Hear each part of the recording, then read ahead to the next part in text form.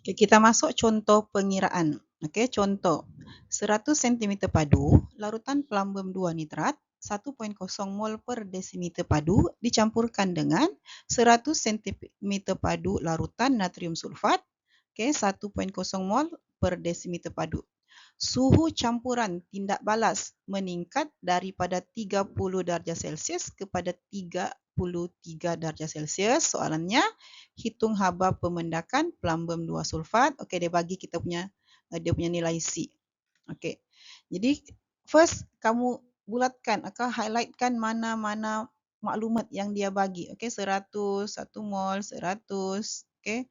1 mol per desimeter padu, suhunya meningkat. Jadi kalau meningkat kamu kena pasti dia endo ke exo.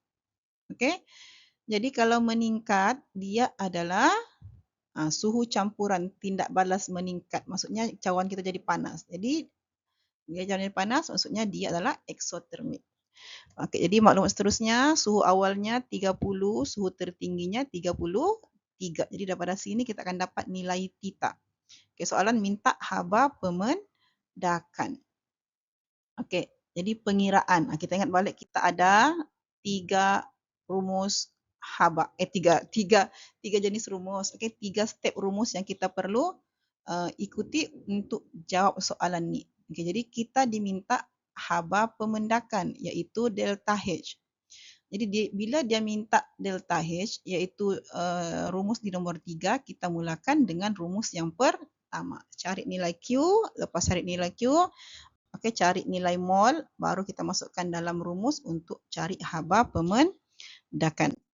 Okey, jadi ini maklumat-maklumatnya. Okey, kita mulakan dengan step yang pertama, QMC theta. Jadi M kita tadi cikgu bagi tahu ambil nilai-nilai yang ada tulisan sentimeter padu. Okey, itu dia punya 100 jadilah 200. Okey, C-nya kita dibagi 4.2, theta-nya adalah 33, tolakkan dengan 30. Jadi 100, okey, tambah 100. Darab 4.2, darab 33, tolak kosong. 33 tolak 30. Okey, lepas tu kita tekan siap kalkulator, dapatlah 2,520 joule. Okey, unitnya macam mana boleh dapat joule? Kita tengok situ. Okey, gram. Okey, dengan gram negatif 1 kita boleh potong. Okey, lepas tu darjah Celsius negatif 1 dengan darjah Celsius kita boleh potong. Okey, tinggallah CJ. Sebab itulah untuk Q unitnya adalah J. Jadi untuk di sini, okey, tidak tulis unit pun tidak mengapa. Unit hanya wajib di jawapan akhir sekali. Okey, jadi soalan nombor 2, okey, kita kena cari mol. Jadi kita ada MV per 1000. Masalahnya di sini kita ada 2 M dan 2 V. Okey, jadi apa kita mau guna? Okey, jadi macam biasa gunalah MRA. Okey, jadi MRA macam biasa equation dulu. Jadi tulislah equation kita. Okey, kita dapatlah kita punya equation macam yang cikgu tunjukkan. Okey, lepas tu kita tengok di situ pelambum nitrat dengan natrium sulfat masing-masing 1 mol, 1 mol. Jadi diorang punya rationya sama, jadi kita boleh ambillah mana-mana nilai. Okey, kita boleh ambil mana-mana nilai M ataupun V. Okey, M dan V si pelambum nitrat ataupun si natrium sulfat.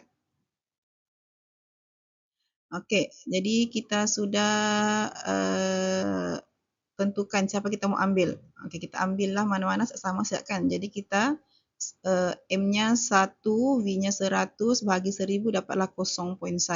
Okey, lepas tu ratiokan dia. Okey, pelambum nitrat ratiokan dengan pelambum sulfat. Sebab pelambum sulfat kita disuruh cari.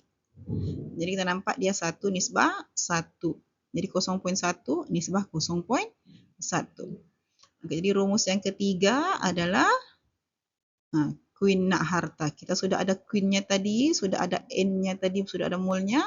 Okey, kita mau kira delta H. Jadi masukkan sejak nilainya.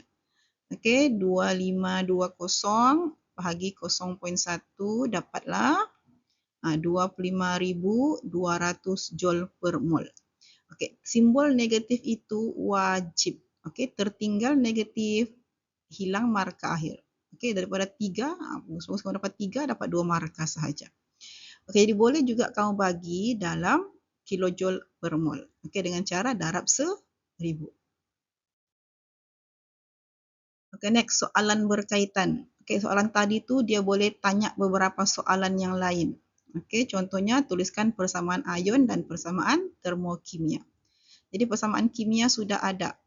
Okey, kita sudah tulis tadi. Jadi sekarang kita fokus kepada si mendakan. Mendakan kita adalah plumbum 2 sulfat. Okey, plumbum 2 sulfat berasal dari ion-ion plumbum dengan SO4 2-. Jadi itu persamaan ionnya. Okey, seterusnya persamaan termokimianya, dia berasal daripada persamaan kimia, cuma kita tambah delta H yang kita dapat tadi tu.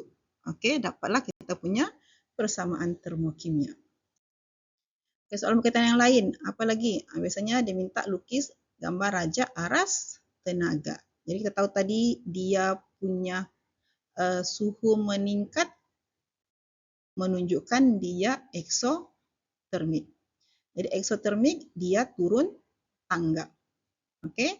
Jadi kita pun tulislah persamaan kimia untuk bahan tindak balas dan hasil tindak balas pada gambar raja aras tenaga kita. Okey, jadi bahan kita adalah plumbum 2 nitrat dan natrium sulfat. Hasil kita adalah plumbum sulfat dan natrium nitrat. Kita punya delta H adalah negatif 25.2 kilojoule per mol. Okey, untuk raja aras tenaga ni boleh juga kita tulis persamaan ion pada tangga-tangganya tu. Okey, macam tadi sama juga. Okey, dia punya delta H sama. Sini, okey, kita boleh tulis persamaan ion pada tangga-tangganya tu. Sama saja, okey, markanya pun sama. Okey, apa lagi soalan berkaitan? Okey, biasanya ini soalan ubah suai. Azfar dan rakannya menjalankan eksperimen tersebut di makmal. Okey, nilai haba pemendakan yang mereka peroleh ialah negatif 19.9 kilojoule per mol. Terangkan hasil dapatan mereka. Okey, kita tengok tadi yang kita kira kita dapat tadi negatif 25.2 kilojoule per mol. Okey, ini adalah nilai teori. Yang ini adalah nilai yang mereka dapat daripada eksperimen. Jadi, siapa yang lebih tinggi? Nilai sebenarkah nilai teori? Jadi, untuk ini, kita abaikan simbol negatif. Okay, kalau dalam maths, okay, negatif 2 dengan negatif 1, negatif 2 dikira rendah, negatif 1 dikira tinggi. Tapi untuk termokimia ini, abaikan negatifnya. Okay, negatif itu cuma menunjukkan dia haba, dia adalah tindak balas eksotermik. Jadi antara 25 dengan 19 mestilah 25 tinggi. Okey, 19 rendah. Jadi, okey, poin pertama kita tulislah okey, nilai haba pemendakan yang mereka peroleh lebih rendah berbanding nilai teori. Kenapa? Okey, kita terangkan kan. Jadi, kenapa yang pertama kita boleh beritahu haba terbebas ke persekitaran. Okey, yang kedua kita boleh beritahu cawan polistirena menyerap haba. Okey, settle untuk haba pemendakan. Jawablah soalan latihan muka surat 89 hingga 90.